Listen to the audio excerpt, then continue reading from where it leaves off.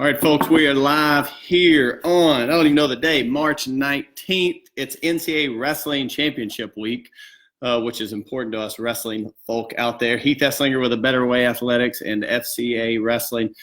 Great to be with you today. We're going to be discussing this whole idea of practice and competition. In 1895, there was a guy by the name of Vilfredo Pareto. That sounds like an Italian dish from an Italian restaurant, but it's actually a guy in 1895. He came up with this rule, this concept, this principle that a lot of business leaders and leadership people talk about today. It's the 80-20 rule. And in his research and study, he discovered that you could really break the economy down into the vital few and the trivial few. And we go on to discover that this 80-20 rule applies to so many different things. I mean, especially when it comes to being organized and things like that. I need to listen to this and apply it to my everyday life. But it's this, that 2 out of 10 items on any general to-do list, 2 out of 10 items on any general to-do list will turn out to be, so 2 out of 10 will turn out to be worth more than the other 8 put together.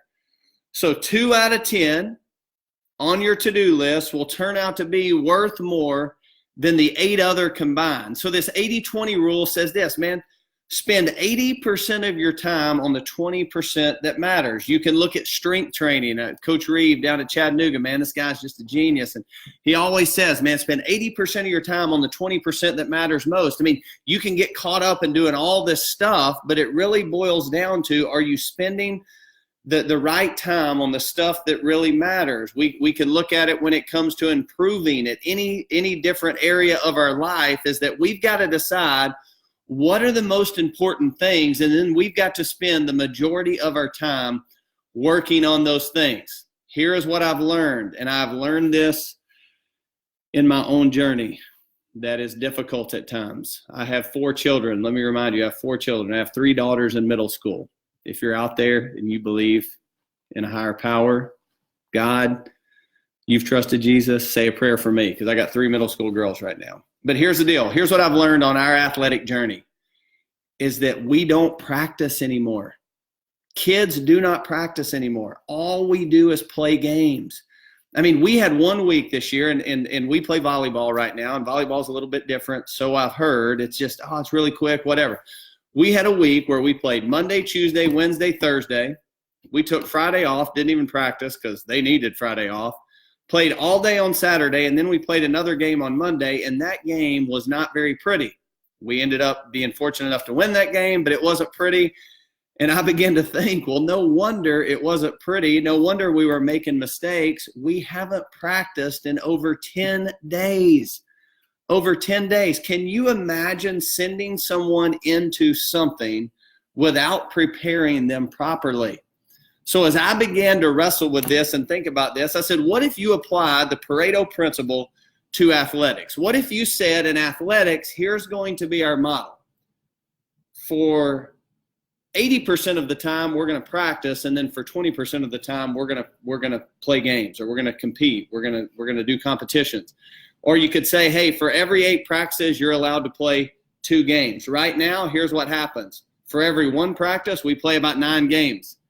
And here's what we know. The only way to get better is by practicing.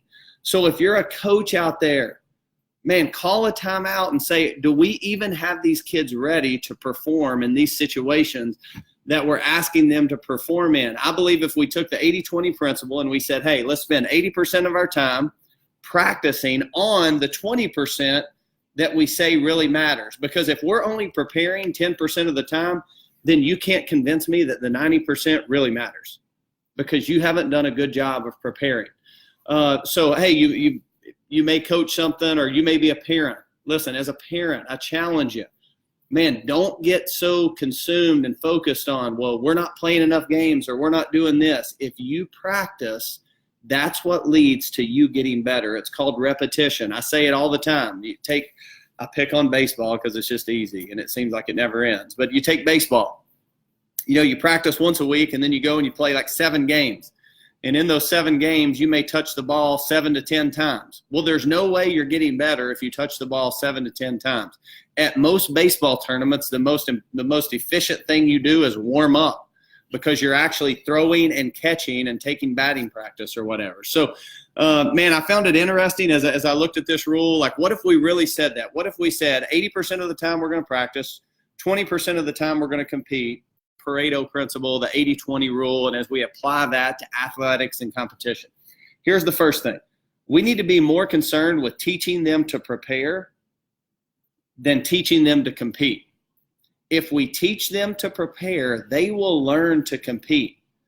As it matters and as an investment is made, they will learn to compete. Most of them at 9 years old don't even know what competition means.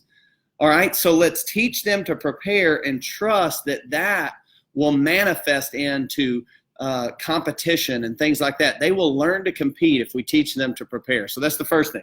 Teach them to prepare, and they will learn to compete. Here's the second thing. Focus on practice, and it will improve their play. Focus on practice, and it will improve their play. If you really dial in and you focus on repetition and practice and things like that, the play is going to get better. They're going to hit better. They're going to catch better. They're going to run better. They're going to do those things. I often tell people, if you want to take up running, you can take up running at any time in life. And if you just keep running and run more, you'll get better at running. It's just a matter of repetition. Now, could you have a ceiling? You're only going to be so fast or be able to run so far? Possibly, but we all have a ceiling. Here's what we want to do. We want to make sure that we're getting to that ceiling and maybe pushing through just a little bit. How do you do that? I believe if we took the 80-20 rule and we applied it to the world of sport and said, hey, if we're competing this much, we've got to practice 80% more. We've got to do it. So coaches, as you make out your schedule, look at your schedule and go, man, we're competing, 10 times and practicing 3. Call a timeout, rearrange some things, shuffle some things around, because you're not going to get better if you're not practicing. So hope that helps. I know it's crazy. I get so frustrated. I'm like, kid practices 2 or 3 times and we're throwing them out there for a game and then we're holding them accountable. We should be holding us accountable. We put someone out there that wasn't ready. They weren't prepared. So teach them to prepare. They will learn to compete. Focus on practice. It will always improve their play. The 80-20 rule, Pareto principle, started in 1895. Let's bring it back into play in 2019 as we navigate this journey we call sport. I'm headed to Pittsburgh, Pennsylvania tomorrow for the NCAA wrestling tournament. Can't wait. FCA Wrestling Champions Breakfast Friday morning. If you're in Pittsburgh, DM me, send me a message. I'd love to have you as my guest at the Champions Breakfast, where I'll be interviewing 2 of the world's finest wrestlers and finest men walking around today, Jordan Burroughs and Kyle Snyder. Can't wait to interview those guys. Friday morning, we're going to go behind the highlights of Jordan Burroughs and Kyle Snyder and find out some of their struggles that they faced on this athletic journey. Parents, let me remind you, don't be their sport agent. Do not be their sport agent. And every time they get in that car from practice, competition, whatever, remind them of how much you love to watch them play. Coaches, coach them hard, but love them harder. Let those people know, whether it be a young lady or a young man, let them know how much you care, and I promise you, you will push them forward on this journey we call life. Go to A Better Way Athletics. Sign up for our email list. Follow us on Instagram, Twitter. Make sure you're continuing to watch these Facebook Lives. We want to continue to do these things. Thanks so much for tuning in today. I'm headed to Pittsburgh. I'll see you guys next week.